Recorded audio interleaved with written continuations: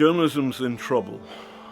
It's in trouble for a number of reasons. The old historic economic foundation, the commercial foundation, newspapers, advertising, that's dying because of the internet. It's dying because there is the rise of social media has opened up information to a free market, some of which is a wild west and some of it is just plain crazy.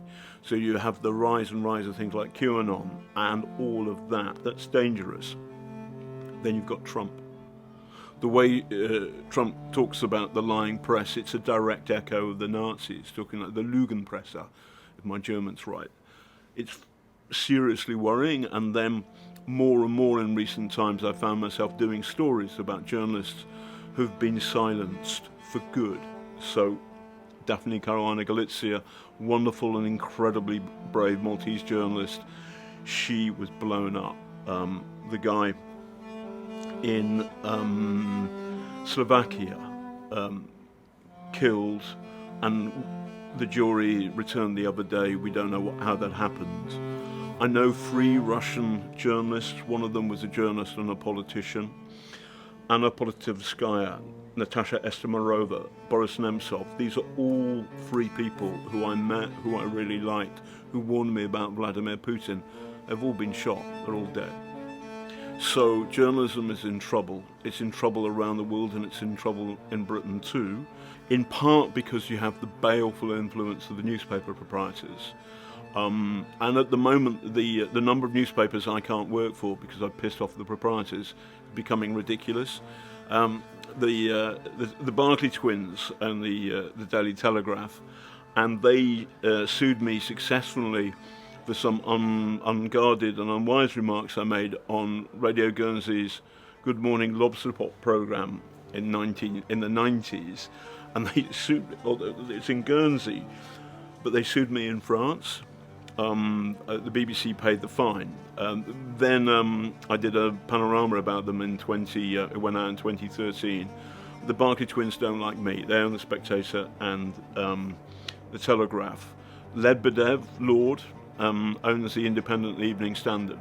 I did a panorama about them in 2013. The Barclay twins don't like me, so I can't write for the Telegraph or the Spectator. Lord Lebedev, I've been critical of him because there's strong evidence that he's a useful idiot for the Kremlin, as is his friend Boris Johnson. He owns the Independent and the Evening Standard. The Express was formerly owned by Richard Desmond, and I did a story about him and his connections with the Gambino crime family. The Gambino crime family deny any wrongdoing.